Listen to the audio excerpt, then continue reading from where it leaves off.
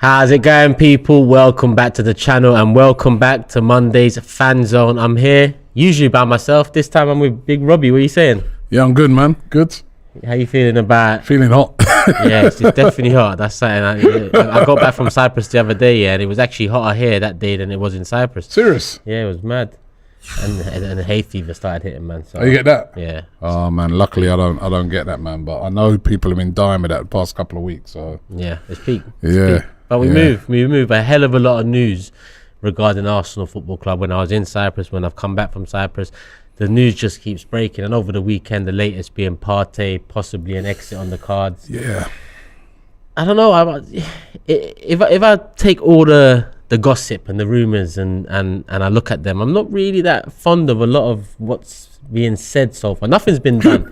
Nothing's been done. But surely we can't be losing Partey and Xhaka in one window. I mean, you don't put up a title challenge and then, you know, I'm seeing people on Twitter use the word rebuild the midfield. We needed to build on top of the midfield. It's not a rebuild where people had to leave in abundance and players had to come in.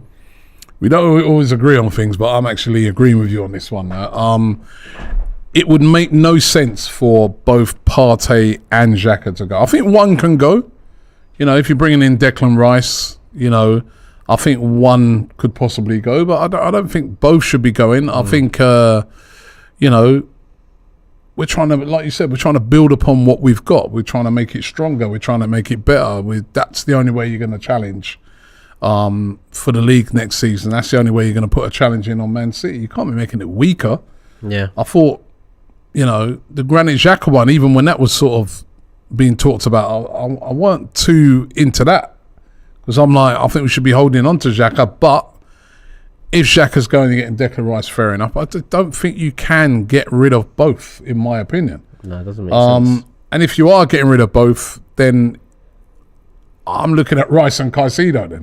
Bare minimum. It's got to be top notch because, you know. But didn't we want those two on top of keeping Xhaka and Partey? That's what we all wanted coming. No one entertained Xhaka and Partey leaving. I think everybody knew one was going to go. Potentially. Because we all knew at the end of the season, it looked like Xhaka's definitely going to be the one going. But two going. Even if two comes in, have we sorted out the main problem from last season, which would be depth? We haven't, because if even if it was Caicedo and Rice, which I'd be over the moon with in terms of those two signings, if they're starting the games, the depth is still Jorginho and El Nene or whoever it is in the 8th position, whether it's Smith Rowe, whether this Havertz stuff is true. It's true. Another thing I don't get. I don't know if you disagree with me on that. I think that's going to be our first signing. Kai Havertz. I reckon that could get done this week. I think that's going to be Arsenal's first signing. I really do, and that's come out of the blue for me. I have to trust Mikel Arteta on this one. It's one of those ones where I've got to trust him because it's you know, I mean, I'm not excited about it. But sometimes one thing I've learned over the years, it's not the most exciting signings that turn out to be the great ones. Yeah. I mean, Trossard wasn't exciting, and that's turned out to be a good signing so far. Ben White wasn't an exciting signing, and that turned out to be a good one. Nor was Ramsdale, you know. So we have to trust him, but I do feel that, you know, the midfield one, that baffles me a bit if we're going to let both of them go. Listen, I think what it is, the only thing I would say is, the Thomas Partey one now, when you look at it from a financial point of view, he's 30. Yeah. He's got 2 years left on his deal. So now's the time to start talking to him about contracts, right? You either really, when you get to 2 years in, it's either time to sign a new deal or we sell you. And there's been lots of talk today about the Saudi Arabian money that's floating around at the moment, that maybe they may come in for a Partey, pay a big fee, which, you know, Arsenal say they got their 50 million back or close to that, then they can take that money. But I then would want them to take that money and go and get Caicedo. Yeah, there has to be. You know, but I don't think it would be. I think. And listen, people are fascinated with resale value, and I get it. In, you know, business, modern day football, profit, loss, net spend, all of that stuff. Yeah, it's all good for the business owners, and that's in our case, it's the Cron case. But when you're buying players, experienced players, you're not necessarily buying for resale value. You're buying them to essentially help guide, maybe a younger team, or be the finishing touches to a team that could possibly be getting trophies over the line. Like, I don't think Man United bought Casemiro last summer hoping for a resale value in 3 years. I know Partey was a bit younger when we signed him, 27, turning 28, something like that. But he's experienced. Listen, one thing about him is I feel like overall he's let me down since coming from Atletico, because I think this was his best season by far, but at the same time towards the end, we couldn't rely upon him. But he's still a very good player. Yeah. And many fans, including myself, were having debates left, right and centre with City fans or United fans saying who's been the best so far this season. So, the last 8 games of the season or the fall off in performances it doesn't mean you now have to just change up the whole thing and get rid. And the thing is about it, right? I look at him, if I compare him to Caicedo and Declan Rice, right? The one thing he's better at both of them at is his passing range. His passing range is better than both of them, right? Caicedo's not really known for that. He's more of a destroyer. And he's got good passing though. Yeah, he's a good passer, but he's not like I wouldn't put him in the same bracket as a Thomas Partey, the way he's able to spray the ball around. And we got Champions League football, and I just think one of those players can go, not both. One of Xhaka and Partey. I think letting both of them go is a mistake. That's my view. But you can let one go, because they are both moving into their 30s, and they are both players that got a bit of resale, and you can reinvest. And I like the links to players like Lavia. I think he's a very good player. Yeah, it sounds good. But you can't let both. I think both of them going is a bit of an error. Do you think it will be both? I can see it. Yeah, because it looks like Xhaka's that's still on the cards for him to go. And then, as I said, he's moving Thomas Partey now. A decision has to be made. And it all depends on how much money they get for him. But if the Saudi Arabians are knocking around, you've already seen some of the things that they've been doing. You know what I mean? When you're sitting down on trillions, you would be a massive signing for that league. Yeah, it would be. It would be another one of the big names. I mean, we were talking about this earlier on. I was on DR earlier on, and I was saying that the Saudi Arabians are serious now. I've said this a few weeks ago, that if they start getting younger players, which they have now in getting Neves, 26, that starts to pose a problem to these leagues over in the Premier League. I'll tell you, so the Premier League and other leagues in Europe, when you see the amount of money they've got at their disposal. But it reminds me of the Oscar transfer, the Neves one. It does, it's a younger player that's gone to when Oscar went to China. But I think they're more passionate about their football in Saudi Arabia than they are in China, and it could be huge. Seems so. When you look at the unveiling of the players. Yeah. I mean, listen, I met a load of their fans at the World Cup, man. They're passionate fans, and they love the Premier League. So, Partey, I mean, it wouldn't surprise me. It surprised me, though. I can't lie. I don't think we can be affording to do that, because they need to become the depth. As much as every season I said, it's time to move on from Xhaka. This season would be the one where I'm saying I wouldn't mind him as depth. Partey, definitely I wouldn't mind as depth. He's got a hell of a lot of quality. Losing both. Yeah, I don't like that. And Havertz, we'll touch in on Havertz again. Remember, people, this is Fanzone. The AFTV app is available both on Android phones and on iPhones, so make sure you download the app and you can take part too. We have got callers waiting, so we're going to get into it shortly. You can sense the topics we're going to cover: Partey, possible exit, the Havertz proposal, and obviously Balogun scored his first international goal as well, so maybe that's something worth. Do we keep him?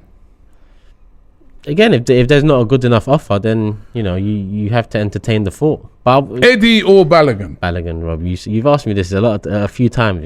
It's not going to change. My answer ain't going to. And I'm not one of these people looking at Balogun's goal. Yeah, I've seen a lot of people put Balogun's goal up on social media saying we must keep him. It was a good goal. It's a good run. But I've seen Eddie do that as well. Exactly. So it's not like that I'm running away with that goal. It's just younger, fresher, newer striker. Well, Eddie's not 30, is he? He's not 30, but he's had his chances, man. He's had his chances. And he's done all right.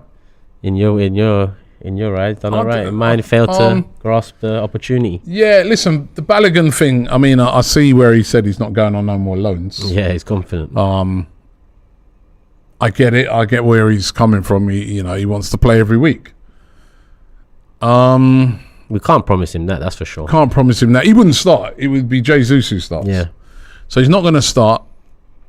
Again, it's another decision that has to be made by Arsenal. I feel you're right. It's either him or Eddie. One of the two of them would have to go. And, that's what Mikel Arteta would have to decide. And I reckon if it comes down to it, he's going to choose Eddie. Because he's been loyal to Eddie. So. Eddie was in the squad last year. I think he would choose Eddie. But seems so. Is it a mistake to let this kid go now? I mean, Balogun is confident. He's now the main man for the USA up front. Yeah. That's a big commercial aspect. Yeah. Is it the wrong time to be selling a player like this? Or if we are going to sell him, this is the other thing that's been annoying me, actually. I've been seeing some of the transfer fees being suggested. Yeah. Of 30 million. I'm like, what? That Rasmus Højlund, the player that they're after. The Atalanta striker, that Manchester United are after. I see them quoting him 80 million. Yeah. And he scored like 9 goals last season. Balogun scored 21. Yeah. So, and there's not a big difference in age. Højlund's 20, Balogun's 21. If you're selling to an English, if we can find an English suitor for Balogun, then we can look for higher than 30 million for sure. But if it's Europe, then if it's under 30 million, I wouldn't even sell. Yeah, that's where it's not really worth it then, unless you've got a plan to spend that money in a better way. 50 million, I think we should be looking for him. Why not 40 rising to 50? I think that's fair. About 50 rising to 60. Yeah, listen, well, why not? If we can find an English, you know what? Like a lot of English clubs could do with a striker. I mean, look, Palace might need a striker. Brentford might need a striker. Yep. There's a few. Yeah. A lot of Bournemouth might need a striker. Yep. I know they got Solanke, but options.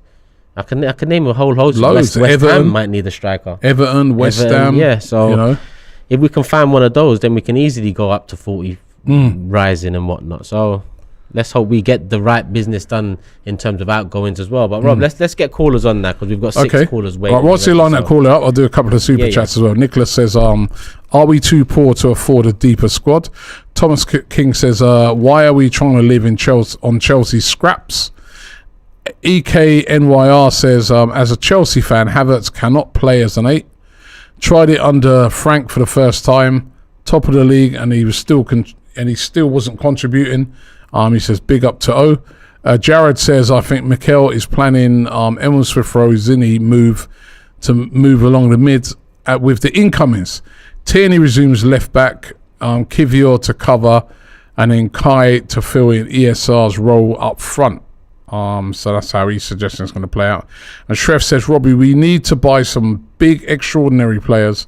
City were levels above. The ways Man City smashed Real Madrid said a lot. Next season, top 4 clubs will be back.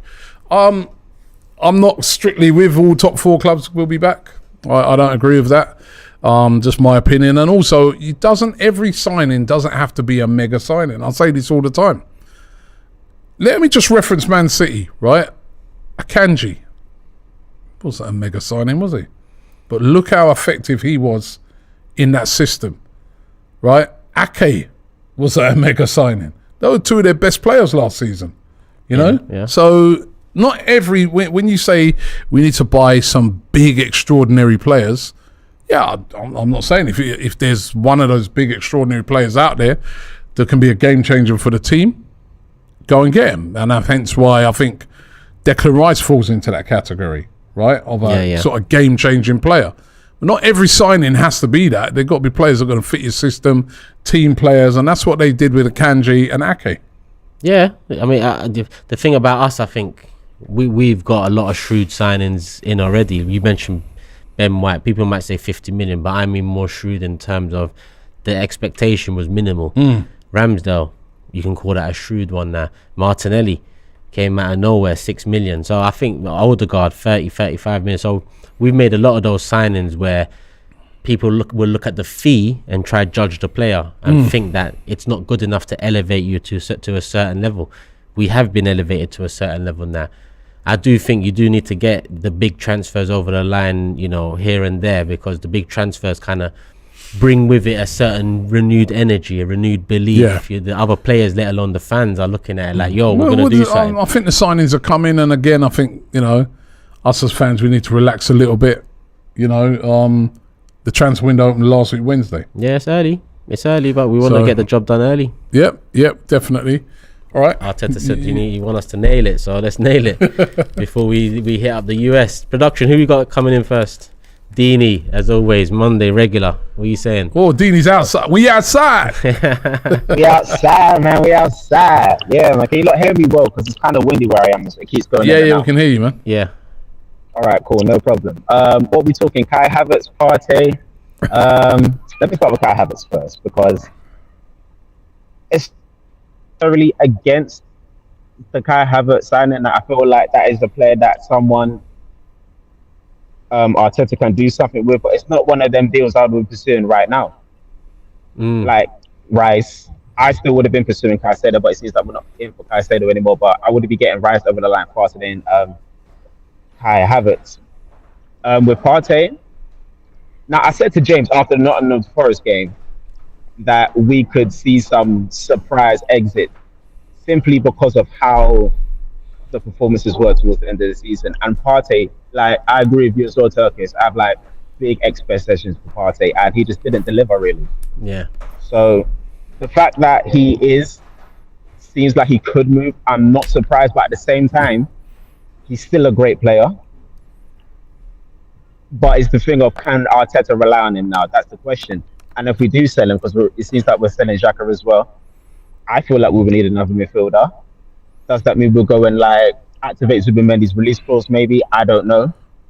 But there's another player, Zubimendi. I'm in the boat. Yeah, but I'm in the boat of as well. You can't sell Xhaka and Partey. I don't believe you can do that. That's the same thing we're saying here. We just don't. I just don't believe that you can afford to let both go. One can go, but not both. Not both. No, not for me. I'm with you on that, Dini. Not both. Balogun or Eddie. I think we've asked you this before, but I'm asking you again. Yeah. And I ended up saying Balogun. I did end up saying Balogun. Yeah, I did understand, but I do want to see Balogun at Arsenal. Where's my pinky though? Huh? As much as you're smiling, you're trying to forget my money. I'm just clocking this. I'm away again tomorrow, Rob. I'm gonna send you my money. Send me your details, man. No, I always pay my debts. Say no more. No, but like I do have like I like him on the Patson Daka. You know what I mean? What do you mean? It was a draw, 4-4, 4-4. They both scored 4 goals, didn't it?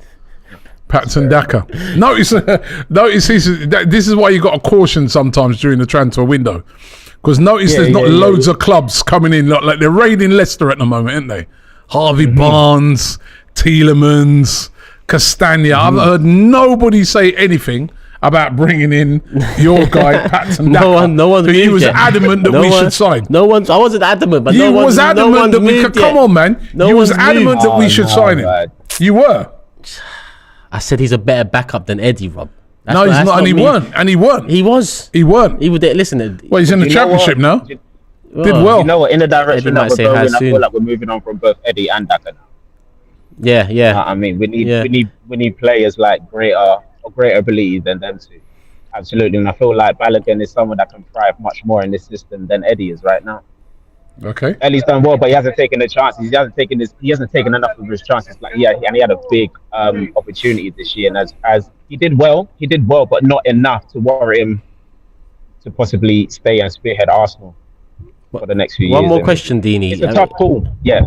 You know that you mentioned Havertz first. Can you make sense of it? Like, where do you see him fitting in? Because he seems like a primary target.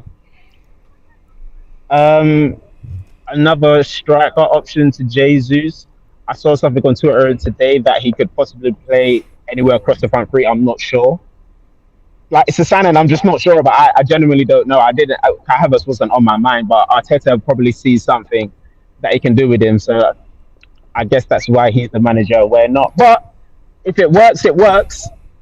But if it doesn't, he will fall on his sword. Okay. You know what I mean? And it's a lot of money spent.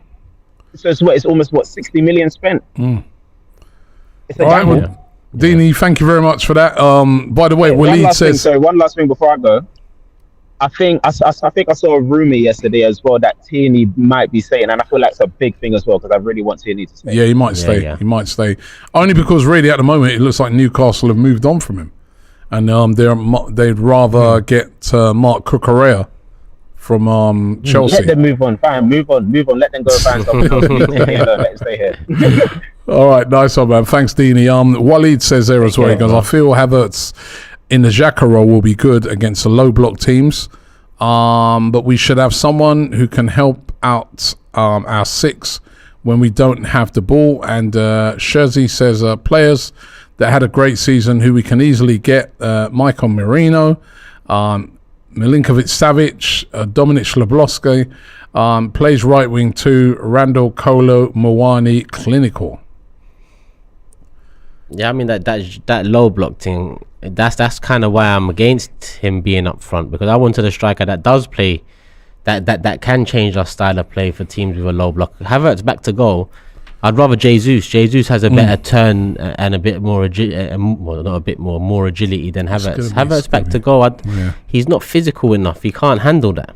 He might be cute with a few passes here and there, but overall it's not enough of a change up from Jesus. But yeah, Elliot in the building as well. Elliot. There's Elliot. What are you saying, bro? Turkish. Yes, Robbie, how are you? I'm good. I'm good, man. How are you? Excellent. I am well. Just watching the highs and lows of the Arsenal transfer window, and looks like we're the only ones active. Really, everybody's reporting on us. Looks like we're the stars of the show. We are. Don't you love it? We are actually right. At the moment, even though we haven't bought in any signings yet, Arsenal are one of the clubs making moves, and I think people have been a bit too negative about Arsenal not. I was chatting to somebody else over the weekend. I was just like walking on the road, and a guy stopped me, and he's an Arsenal fan. And he was like, Robbie, he was having a go and saying, where's our business? What kind of things going on? I said, the window's just open. And some of the deals that we're looking to do, these are not Mickey Mouse deals. These are deals from, big clubs, and these are big players.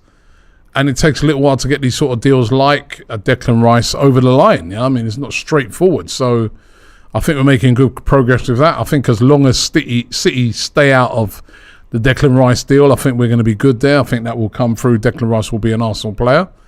And I think Havertz, even though that's a bit more controversial with the fans, I think that's going to happen as well.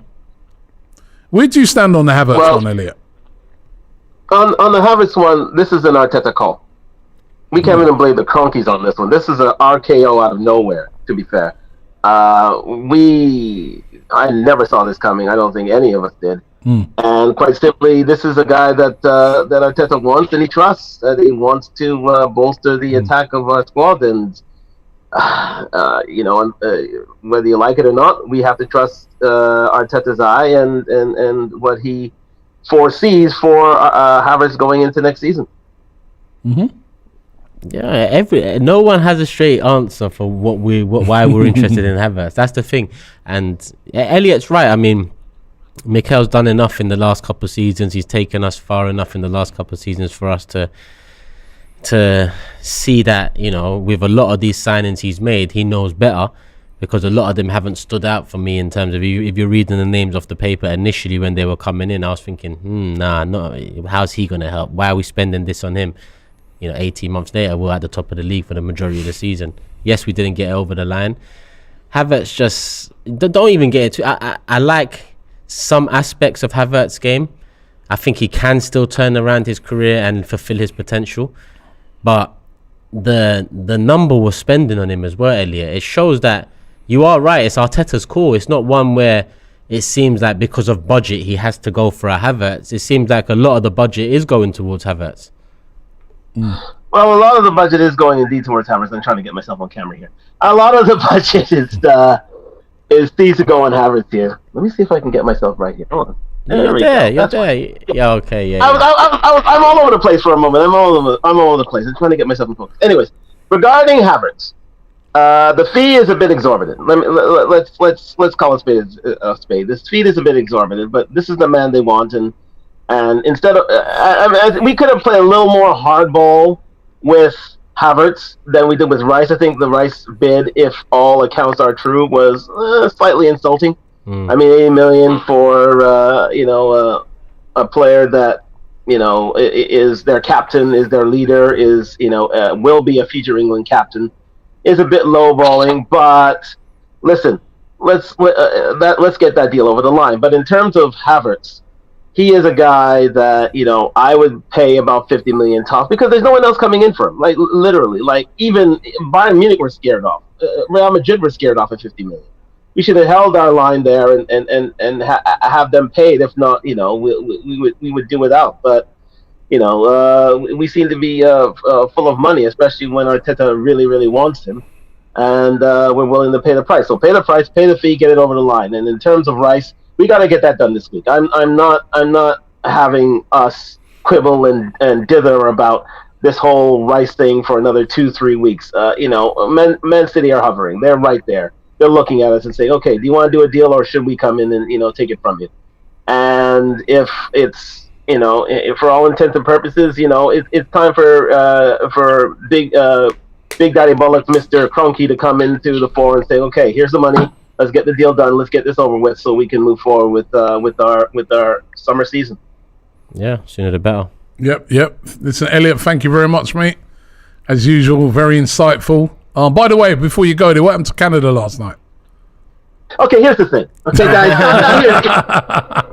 Here's the thing, guys. Okay, all right. We've already made the World Cup. We're in a bit of a downslide right here. We don't have Balogun up front. That's one thing. We don't have the Balogun up front. We don't have that striker who can, take us forward. Jonathan David. Yeah, Jonathan David. But okay, here's the thing. Here's a transfer saga choice in and of itself. You have Jonathan David on one, and you have Balogun on the other. Would you rather have Balogun or Jonathan David? And funny enough, right? Funny enough, also been there's some little links I've seen linking us with very loose links, but linking us with Jonathan David. Well, they're loose, but to pardon the pun, Balogun's the one we need to go with, quite simply. And speaking on that front, I wish that we, if we're going to sell him, and it looks like we are going to sell him because that's the only money we're going to do, get a buyback clause in there, guys. Literally, listen, you got to put a buyback clause in there, so if he makes good somewhere, he can always come back. Because I really think that this guy's going to make good. I think, and I'm with you, Turkish. I think he should be given a chance in the off season and in the preseason before we make an actual decision on this. But we need the money, we need the transfer. So okay, if you're going to sell him, put a buyback clause in there so we can get him back. Because listen, I don't want to lose a tenant like him for nothing and for cheap. And I think 40 million is really cheap at the end of the day. And do that, and Richard Garland, get onto that, and so we can move forward. And all right, or better yet, sell Eddie for 25 and keep Balogun. That's a good idea too. I agree. Sell Eddie. Crystal Palace wants him, doesn't he? I think Crystal Palace really wants him. So again, sell him. All right, thank you very much, Elliot. Appreciate that, mate. Miki Sings there says, why can't Arsenal go for a player and sign him the following week? Why must Arsenal keep wasting time? Caicedo, Rice, Odegaard. Will just be enough winning us the league. And Ricky St. Croix says, links. Yep. Link to this, link to that. But we are linked. Yeah, we click the most, so they link us the most. Who we got next, production? L. We got L coming in next. L. Hi. Eli. Yeah. Eli. Hey, how are you guys? I'm good. Who are you linked to? No one. Just like Arsenal, no one. But first of all, I want to start by saying hi to you in Turkish. I've been watching AFTV for 10 years now. So since I was a teenager, so I've seen the come up, and I have to say I'm really happy to see how you guys have, how far you guys have come. Thank you very much. Where are you calling from, man? I'm calling from Canada. From Canada? Canada? What happened to Canada last night, man? You know what, Robbie? It's one of those where we take on the chin. Here we know America is big bro. You know, we have a good relationship. They're a bit of the big bro. Yesterday was a big bro performance. We have Jonathan David, who's actually from my hometown, Canada, Ottawa as well. So unfortunately, he couldn't get on the score sheet. But you know what, Canada, we're not really a soccer nation, a football nation, but we're on the come up. You're on the come up, man, and that's the main thing, man. When we're talking about on the come up, one player is on the come up who keeps being coming up and coming up and coming up is Kai Havertz. Are you happy? To be honest, Robbie, I am really happy actually. Good. Why? I think I'm one of the few Arsenal fans I'm looking on Twitter who's happy with Kai Havertz coming into Arsenal. Brilliant. Well, explain to us. Give us the reasons why, because you know we've heard a lot of negativity around this signing, but you know you're happy. I want to know the reasons why. Well, listen, Robbie, when we look at Kai Havertz at Chelsea, his time at Chelsea, I think all his time at Chelsea, they didn't have one thing. They didn't have a recognized number 9, you know. They brought in, when he came in, I think they had Tammy Abraham, who was, you know, it was his second season, and with the whole transfer ban thing, you know, it wasn't a stable situation for Tammy. And then after the next season, after they won the Champions League, they brought in Lukaku, and we all know how that turned out. And last season, they didn't have anyone. They tried to buy Alba, but it didn't work out. And again, they had to play him in that number 9 position, which he was never. When you look at Kai Havertz at Bayer Leverkusen, he was never a player that was. Yes, he was scoring a lot of goals, and I think that's why the logic is okay. If he scores a lot of goals, we're going to put him up top, you know. And for certain players it works, and for others it doesn't work, you know. So when you look at Kai Havertz for Arsenal, the way I see it, we have 2 strikers. We have Eddie Nketiah and we have Gabriel Jesus. But Kai Havertz was never the player who was the main striker behind goal. He was more the player running into the box and finishing, you know, sweeping up the chances. And when you look at the teams that have been linked with Kai Havertz, you see Bayern Munich, who have they're coming to an end of a cycle with Thomas Müller, who's a bit of a similar player. You know, Thomas Müller is not a striker, but he played striker, especially when Guardiola was at Bayern Munich. You know, he used to play as a center forward. He's not a winger, but he plays on the wing. But Thomas Müller has that flair to sniff out goals, finish chances, and also create space and chances for his teammates. And I think that's where Arteta wants to bring it with Kai Havertz. That goal-scoring midfielders. Now, my only worries with Kai Havertz is his physical load, especially if he's coming in to play that Granit Xhaka position, because it's a physical position. When we defend, Granit Xhaka is actually playing as a double pivot with Thomas Partey, who's also been linked to leaving this summer. But that's my only worry, is defending physical load. But other than that, I'm really happy with the Kai Havertz link, actually. Okay, well, listen, love that, man. I love that someone's come on and been very positive about Kai Havertz, and I do think the signing is going to happen. And yeah, thank you for that insight. I hope he's right. I hope his happiness becomes more of a reality. But it's well, you know what? With Granit Xhaka leaving, the first links was actually Mason Mount. You know, I know we've been linked with Caicedo and Rice, and with Thomas Partey, it's being linked now with a departure. I think that Arteta was planning to get rid of both of them, but since Caicedo, Brighton is pressing us out of a move for Caicedo, I think he's went in another direction. So with the Kai Havertz link, yes, I really do think that, you know, Arteta sees him as another option to add goals, because we cannot get that center forward that we all want. So I think that's a remedy that he wants, and also he can play on the wings. So that's my thinking behind it, but we never know with Arteta, do we? Okay. Well, thank you very much for your call. We really appreciate that, man. You're very welcome. Very, very good insight there into. I like that. You know what I mean? Some good insight into Kai Havertz there.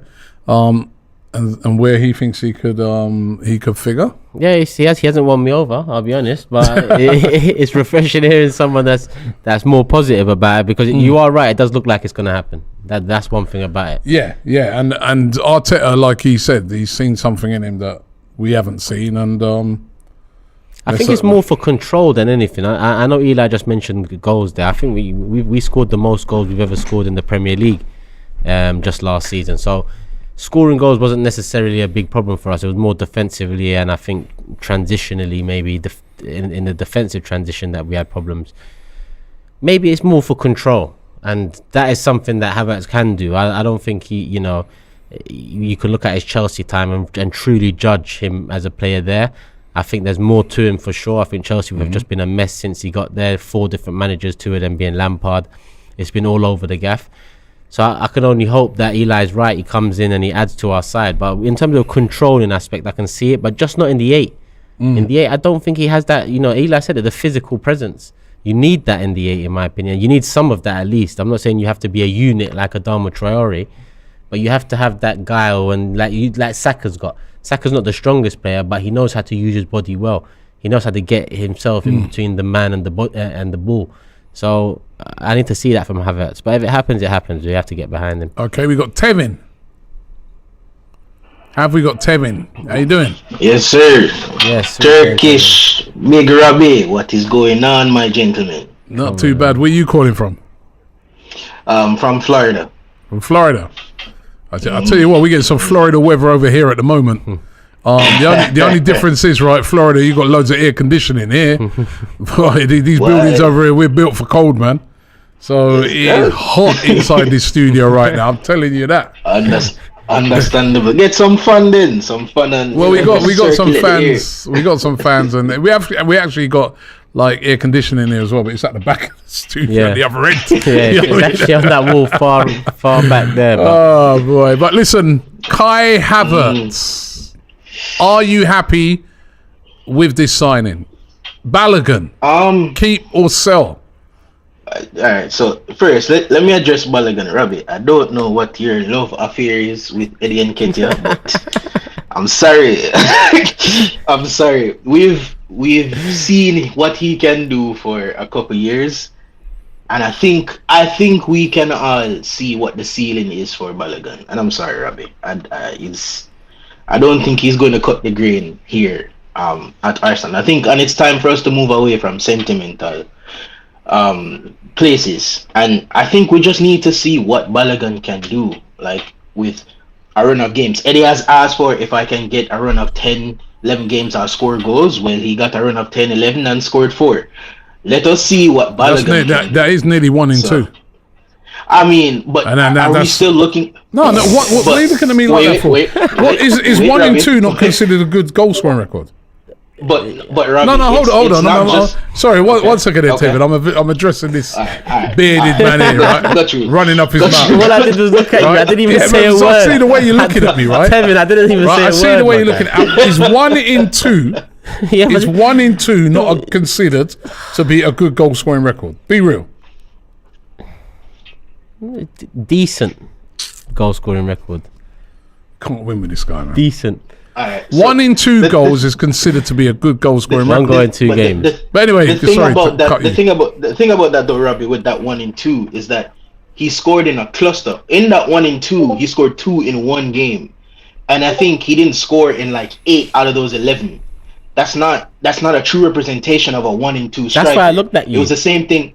It was the same thing in the season where Giroud scored like 15 at the first half of the season, and Ozil was on like 19 assists by Christmas, and then disappeared for the next 12 games.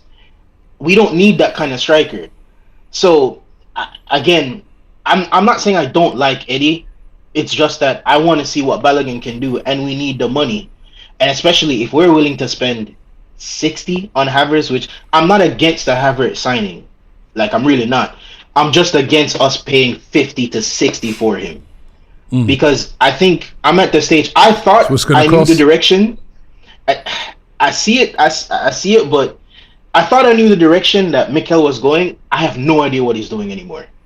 Like, and maybe it's out of his hands because I watch Forever Arsenal, Turkish, good show. And I think Jordan's been saying for a while that he doesn't think Partey is going to be here for non-footballing reasons. I didn't agree with him before, but maybe I'm starting to see that right now. But I don't know. I don't know which direction Mikel's going, because I was on the last time when we spoke and I said, okay, Rice and Caicedo, if he really wants them, we should go for it. Now, hearing 120 for Caicedo, I'm not sure. I'm more in Harvey's side, where we may get one big name signing, but we need to full out the rest of the squad. Getting rid of our starting midfield to gut the midfield, to then rebuild the midfield on a season where we almost won not almost, but we were close to pushing for the league all the way. I just don't understand what's happening right now. I don't know where we're going. I'm dumbfounded, honestly. Yeah, I get you. And I agree with you. It's just that you know, I mean, you've watched my content a lot, Tevin, and I've seen a lot of your comments in the live chat as well. To be honest, at times I haven't known what Mikel's doing over the last 2 years, but it's kind of all made sense this season. And I know a lot of us look at this season and say this is Mikel's team and philosophy now, but maybe there's more to it. Maybe he's going to throw in a curveball out of nowhere with the hopefully true Tierney news that there is a bigger role for him next season. You know, people are insinuating Zinni might be a midfielder, Havertz, God knows what we're going to do with him. I'm willing to see how it goes, because he deserves the freedom to try and build on what he nearly achieved last year. But this one is a big one. It's a massive year for him, not only for him in terms of being under pressure to win something and challenge again, but also pressure for the owners who have backed him, but he's got 2 years left now. Will they take that big step? Because if these phases are to be believed, I mean, if we're on phase 4, then surely phase 4 and phase 5 entail the last pieces of the puzzle. So we're here now. We're in Champions League, a clean wage bill. Let's do it.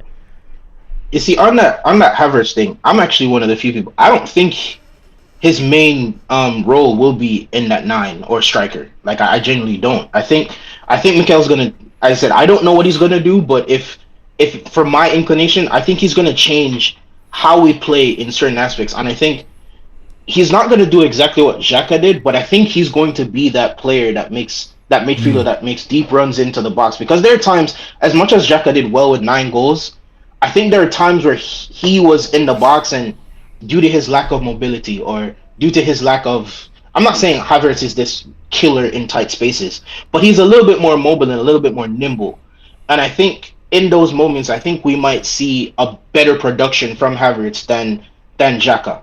So I think it might be in that mode where it's the other side to the Odegaard, where Odegaard might play a little bit deeper and then Havertz operates a little bit further, but still on the left side. I don't know how it's going to go, but I don't think he's there for that number 9, maybe for some games, but I don't think that's the main reason why he's here. Well, okay. We will probably find out, Tevin. But listen, we'll find out. Thank you very much, Tev. Love talking to you, my guy. Yeah, man. Big up yourself, Robbie. Big up. Turkish, you know it go Big up, my brother. Come on. All right. There's a super chat for you to read there, Rob. Super chat here. Turkish, remember Robbie's bet of Eddie's 15. And he said 150. 15 Premier League goals. Yeah, he remembers it. He tells me about it every single day. Never telling me about the Pats and Dan. I think if Eddie would have played enough games, he would have got it. Yeah, well, he didn't. So he got injured, so we would never know, really, innit? Do you want to do the same bet again next season? 15 goals. Well, I don't know if he'll get the game time. Cool. Say no more. Who we got for production?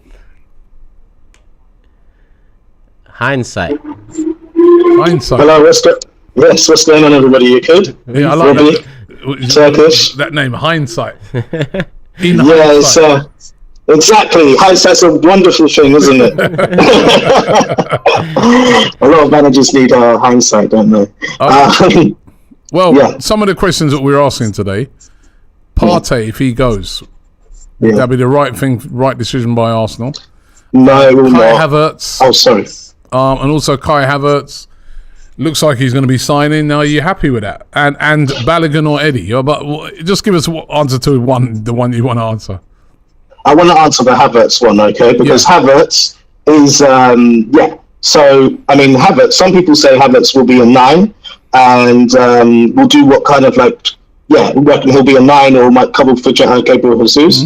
I personally, or if it was me, I don't think he would be doing that, and I wouldn't have him in that role.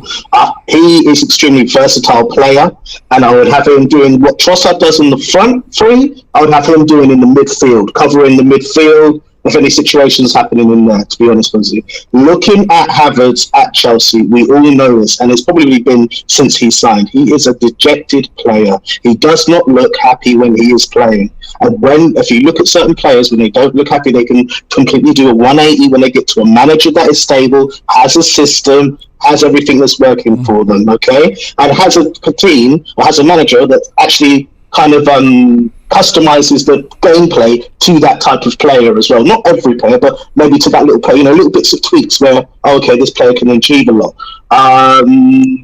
You can see it when he plays it there. It was 75 mil Chelsea bought him for, but if we pay 50 mil, that's a bargain, isn't it? 24 years old. He's not old, is he? So he's perfect in Arteta's age range. What a bargain. He's going to be progressive. We're not just going to hold him here. He's not going to be Jorginho or someone like that where you're just going to get him in for a few minutes. No, it's going to be for another 5 years or so, right? This is what I don't understand. Arsenal fans want quality and strength in depth. That is exactly what Havertz provides the Arsenal squad. Quality in strength and depth. You talked to me about Man City. Man City don't have to look at. He's like a Bernardo for Man City. He's like a Riyad Mahrez for Man City. You need that extra quality and strength in depth. He's skillful. He's got a great profile. Mason Mount, don't want him. Yeah. And Turkish, you actually made a good point on Edu and Arteta's signings, which you said their success rate was in favour 60-40. Okay, but obviously you cannot choose all the correct players at the time. Okay, nobody does in football. Let's be real, yeah. And they released some amazing gems: Saliba, Zinchenko, and even Jorginho. How many Arsenal fans complained about Jorginho? Oh, Jorginho. What happens? He comes in, does the job, and gets us to a certain point. What happened? I believed in Jorginho when he got signed. He is quality. He has a good temperament, and he has done that exactly there. So I believe in Havertz. I just think he's rubbish at the moment because he's with Chelsea. What do you expect? I wouldn't call it a bargain, hindsight. But what I want to ask is, what about when you look at our issues from last season, mainly being defensively orientated? When you look at the number of goals we conceded, yes, Saliba's injury will have a part to play with that, amongst other things throughout the season. Partey here and there, Zinchenko here and there, cool. But it seems like 60 million is a big chunk of the budget. It won't be the biggest price tag we paid this summer, but it's a big chunk on a position that none of us really thought we needed that profile of player. We all wanted another 6. We all wanted another 8. We all wanted at least another right back / centre back. If we're spending this much on Havertz, surely people are well within their right to have questions about it, because on one hand, you are right. The win percentage of signings over the last couple of years definitely favours Arteta and Edu. On the other, there have been mistakes made as well over those years, and I think this one's the most crucial now, not only for Arsenal but the manager himself as well, Edu himself as well. I'll take the budget. You're saying about the cost of this particular thing. I think what Man City have instilled or brought to light to a lot of players and clubs, etc., is it doesn't matter how much the player is, it's how much I value the position. Let's take Kyle. What's his name again? The right back? No, Kyle Walker. Kyle Walker, sorry. Kyle Walker. I thought 15 mil, I think it was. For Kyle Walker, that's rubbish. But when you saw what actually progressed from that, it was because he spent the money on the position. I don't care how much the player is. That position needs to get sorted. I don't care how much it is. It's that position. Do you know what I mean? It's not the price of the player. It's how much budget have I got on that position. Do you get me? That's a different mentality to look at it. Do you believe we was in for Caicedo? At first, I do believe we were in for Caicedo. I just think that it got political, to be honest with you, after a period of time. A lot of players started to come in. I think the whole, was a really bad idea putting out that message. I don't know if his agent told him to do it or not, but I think that was a really bad idea doing that, because imagine you stayed at Brighton, for example, which you did. You know what I mean? It's like it leaves a bad taste in the manager's mouth. You've got to be careful with what you say, especially in football, right? But that's part of the confusion as well. Obviously, before we let hindsight go, I mean, you make a couple big bids in January for a profile like Caicedo, the summer comes and you make nearly as big a bid for a profile like Havertz, it's hard to get your head around what, because you're right, you know, if you want a particular player for a particular position, cool, but Caicedo and Havertz, there's so much between them in terms of differences. I just can't make sense of how you're dropping out of interest in one and picking up interest in the other when they're completely different profiles. Well, what I reckon, which I hope to God happens, is that you're bringing in Havertz for a covering role, but you're hopefully bringing in Lavia for a progressive role. And if we don't spend too much, then if we can get Lavia in on our transfer budget this summer, that would be fantastic. That is progressive, and you've seen how he's played already. He's really strong. He plays like a he's got a Vieira-esque to him because he's quite tall as well. Do you know what I mean? So he's quite box to box, almost Pogba-ish actually, to be honest with you. I like Lavia. Yeah, I think Lavia would be a good thing to bring in. But those are my points on Havertz. I think I think he would be a good signing, and I think the main point here is the budget is going on strength of quality in depth. Love that. Thank you very much for your call. Really appreciate that. Brilliant call. Love the way you broke that down. Martin Berry says, I totally agree with this guy. Arsenal sounds too judgmental. Havertz an excellent signing. With an HCM, get your money. You can get your money for them. Trust the process. That old chestnut. And Waletas, I reckon pre-season will tell us everything we need to know about how we will play this season and where the players will play. Well, it did last season with Zinchenko and Jesus, but Brandon, I believe Brandon's waiting, so I might as well get Brandon in now. Okay, last few calls. Brandon, how you doing? How we doing, gentlemen? You all right? Yeah. Good. How are you doing, Havertz? We're going to start with that one, are we, Rob? Okay. Havertz. Okay, so I'm not sure at all about this signing. I don't think, we could hazard a guess as to where we think Mikel Arteta is looking to use him in this Arsenal squad. The reality is nobody really knows. It's a risky move by Arsenal. It really is. A majorly risky move. And, I'm not a massive fan of the signing personally. However, I'm holding on to the hope that I look at Kai Havertz at Chelsea. I see a player who's been played in lots of different positions, hasn't got a settled position within that squad. He's had to endure Frank Lampard twice.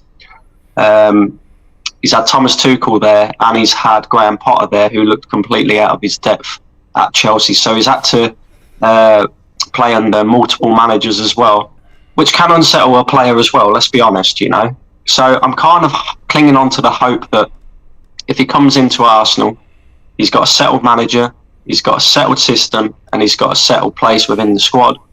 That could get out of him, what we saw from Kai Havertz at Bayern Leverkusen. Now, and we need that. We need to get that out of him because there's a lot of money. It is a lot of money, Rob. It is, and it's a massive risk by Arsenal. But at the same time, right, I kind of respect it because we know exactly how much pressure we're going to be under this season. Because let's be honest, after getting ourselves into a title race last season, we can't afford now to drop off and become, just this top 4 club again. Yeah. We have to, this season, go out there and compete yet again. And a lot of fans, including myself, is calling for a trophy, So it's a massive risk to take. And it sounds like it's been, Mikel Arteta that's pushing for this. But we have to trust in him because, we could take it back to previous transfers, like you mentioned earlier, Aaron Ramsdale. Nobody wanted him at Arsenal. He's come in and he's done an exceptional job. So I'm trusting in what Arteta is looking at here. I'm trusting that Arteta can get the best out of Kai Havertz. However, if this transfer fails, somebody's going to have to be held accountable. They are, Thomas Partey one. Oh yeah, right? sorry, I was cutting you. Sorry. Just to talk about the Thomas Partey one, right? Because I haven't heard many people speak about this, right? I'm kind of in the middle with this one. I understand why Arsenal would be letting him leave. When you look at his contractual situation, he's got 2 years left on his deal. He's on £200,000 per week. He's 29, nearly 30 years old. He's very injury prone and unreliable when it comes to, being consistently fit for Arsenal. Mm-hmm. So I look on that, right, and we always complain as a fan base about not selling our players at the right time and not getting the right amount of money for them and allowing them to run their contracts down or letting them go for free.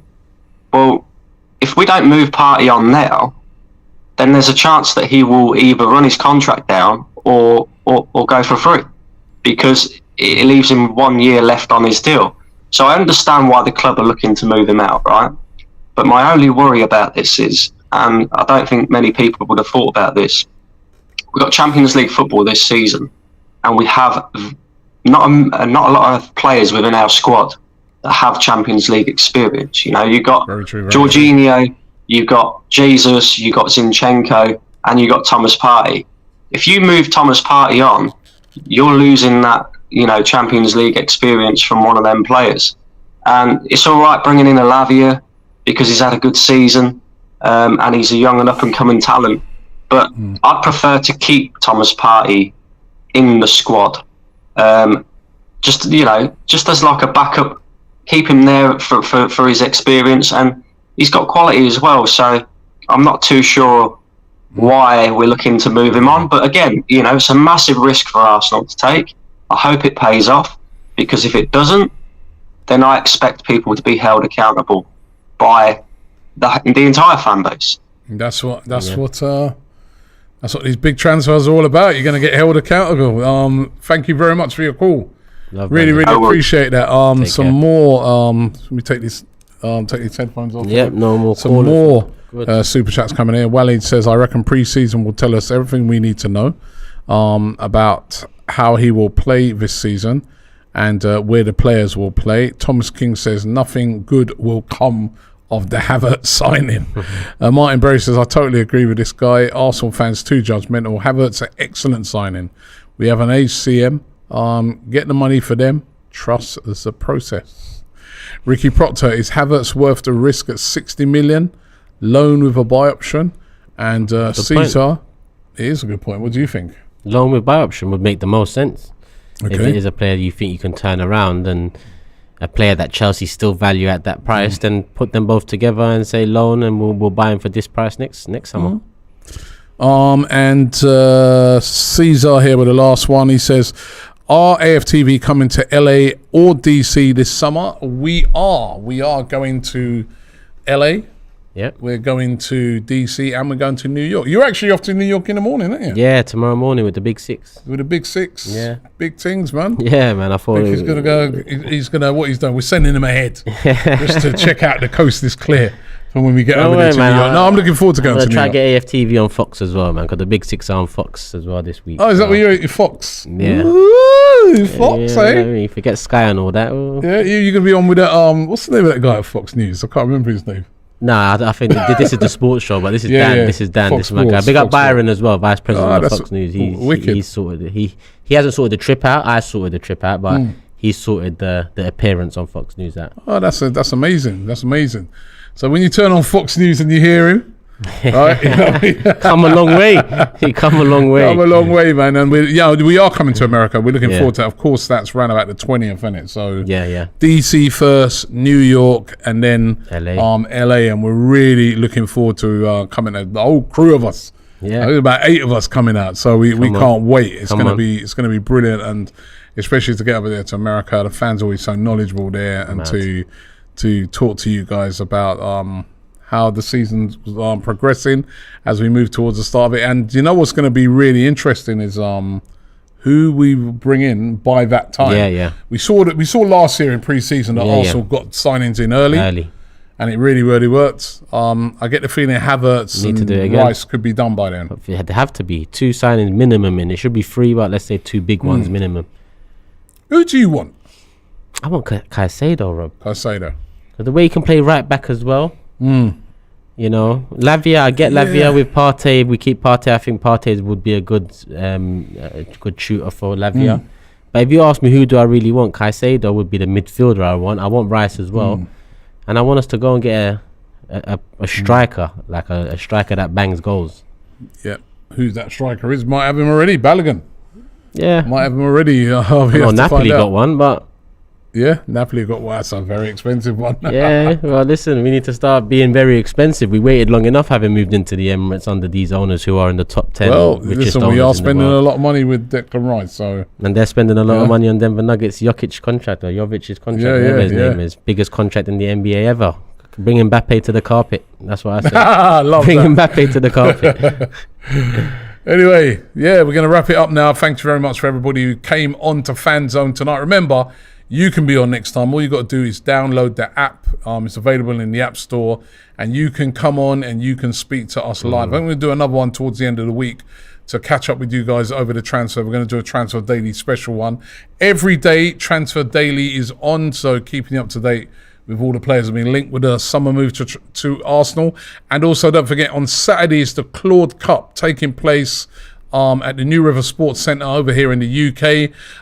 It's the AFTV All-Stars versus the DR Sports All-Stars. We're raising money for the Gunnar Claude Trust. So make sure, if you haven't already got your ticket, get your ticket and come down there on the day. Tickets selling fast at the moment. Looking forward to seeing you guys down there in the night. Yeah. Thanks for watching. Turkish, safe flight over to New York in the morning. Love. If you guys are in New York, look after him. Come true, man. We'll link up. Yeah, and we'll see you all very soon. Love. Shop for AFTV merch at shop.aftv.co.uk. Subscribe to us on YouTube. Follow us on Instagram, Facebook, Twitter, TikTok, Snapchat, and Twitch. We've got content for every platform, so check it out.